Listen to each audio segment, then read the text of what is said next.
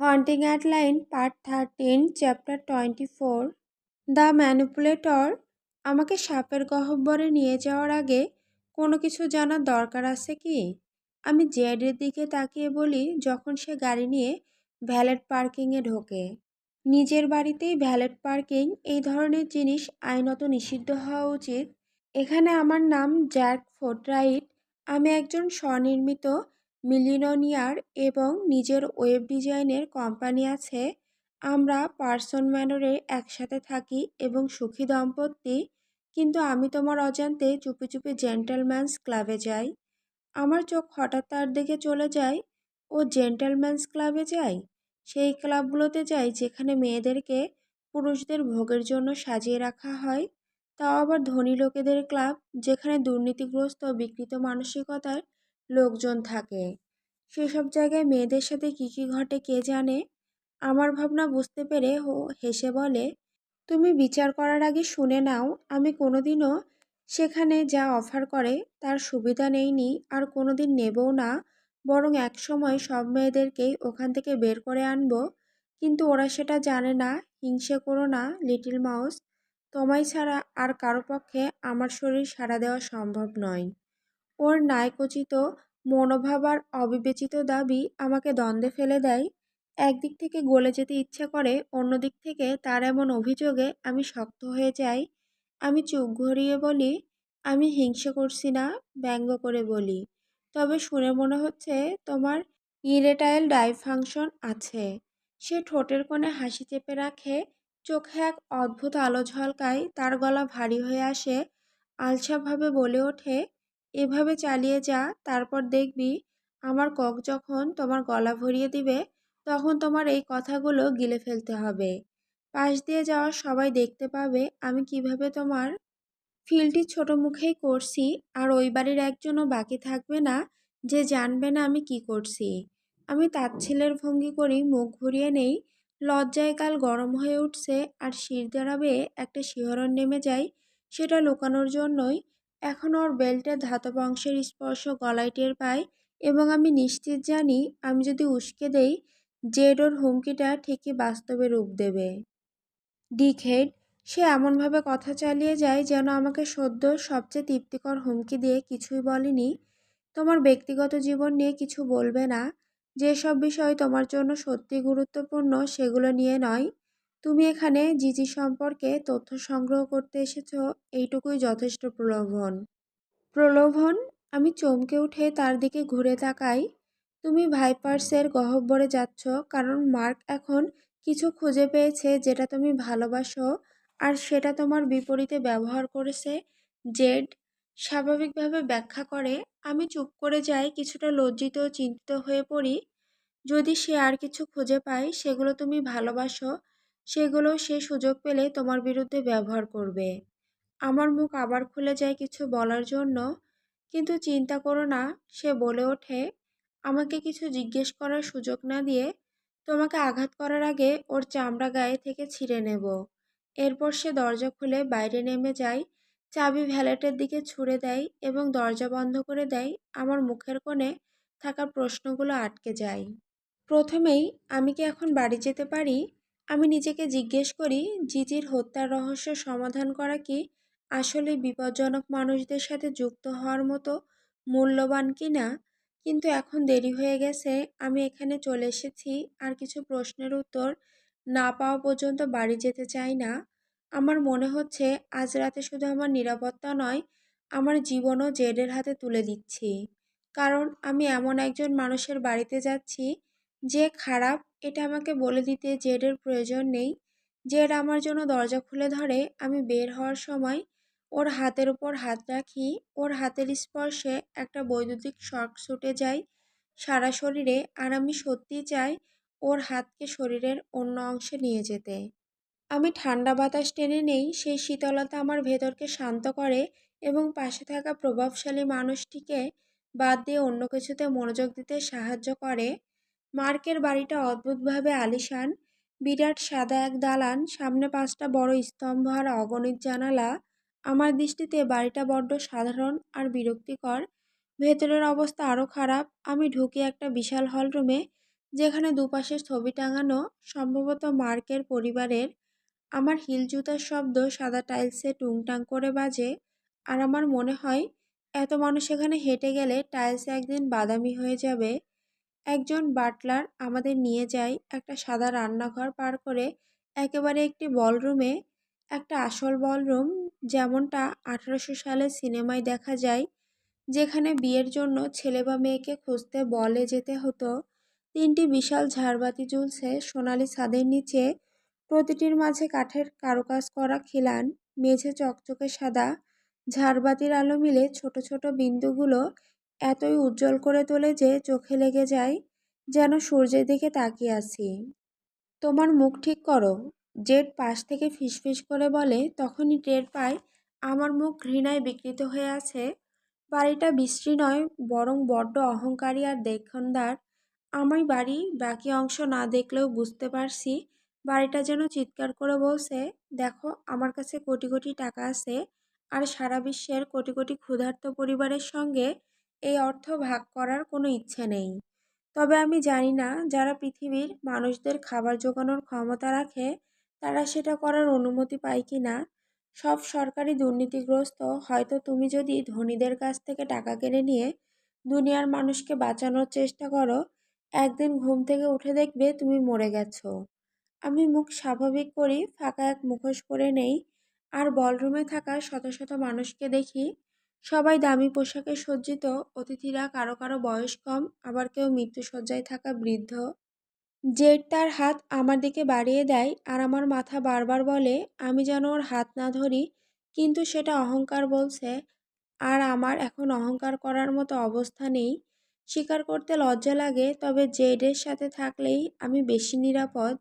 আমি কঠিনভাবে তার বাহু আঁকড়ে ধরি এবং ওর শরীরের দিকে হেলে যাই, মনে হয় ভেজা মাটিতে হাত রাখার মতো অনুভূতি। আমাদের শরীরের প্রতিটি ভাঁজ একসাথে মিলে যায়। উফ। পরবর্তী 1 ঘন্টা আমরা বলরুমে ঘুরে ঘুরে বিভিন্ন মানুষের সাথে কথা বলি।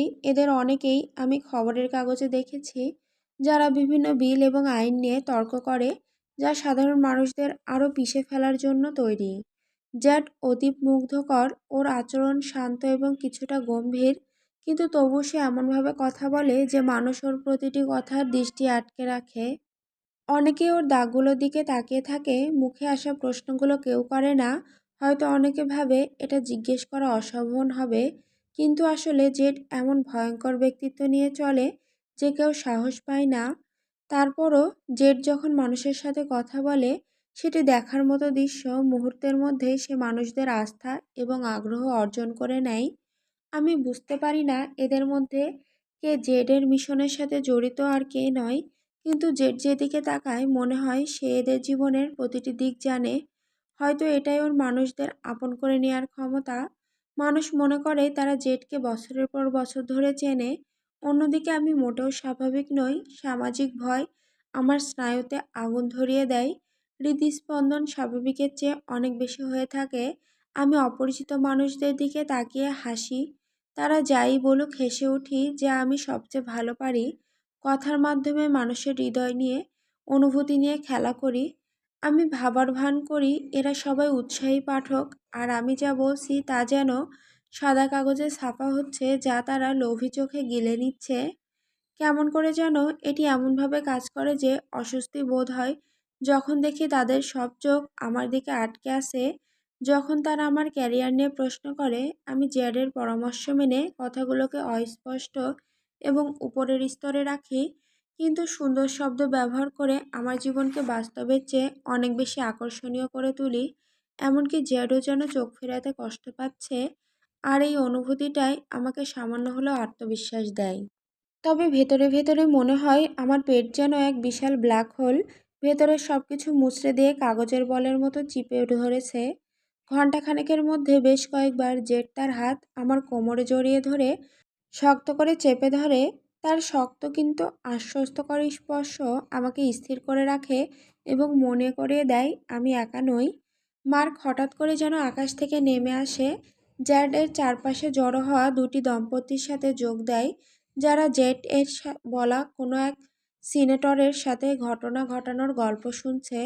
আমার ধারণা গল্পটি মজার হওয়ার কথা, কারণ দম্পতিরা হেসে উঠছে, কিন্তু আমি ঠিকভাবে একটি শব্দও গিলতে পারছি না।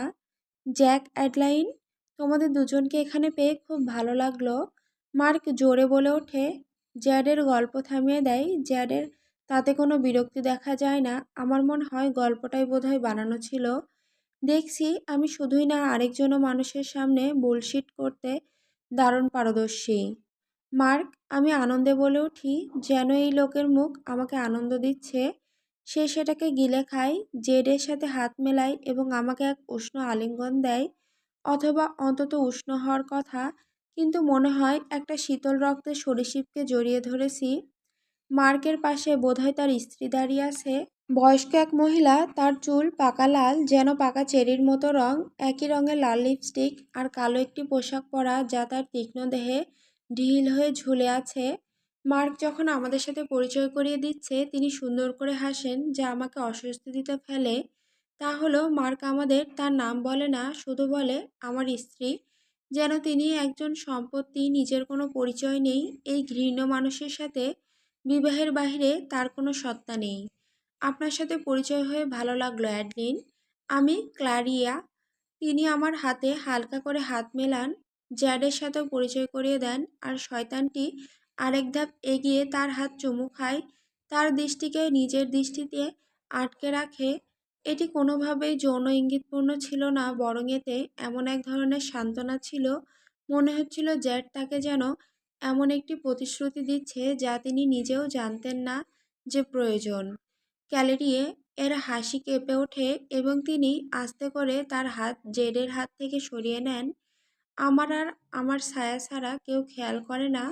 তার হাত মুষ্টিবদ্ধ হয়ে কেঁপে ওঠে, থামানোর চেষ্টা করছে।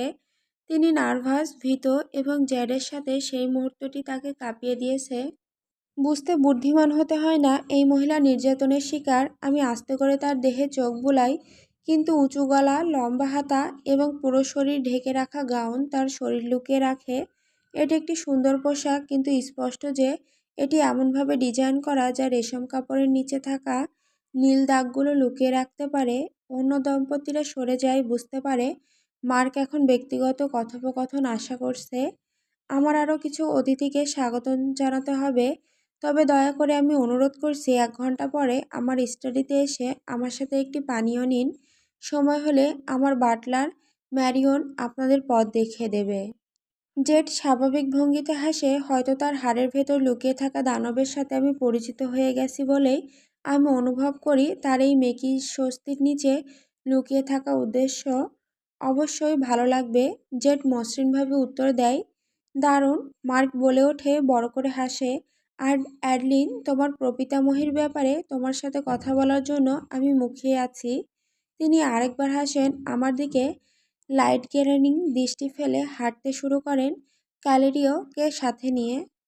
জেড ভুল বলেনি, এই লোক অবশ্যই আমার একমাত্র দুর্বলতা, জিজির খুনের রহস্য সমাধান, সেটিকে ব্যবহার করছে এবং কিছু একটা বলছে।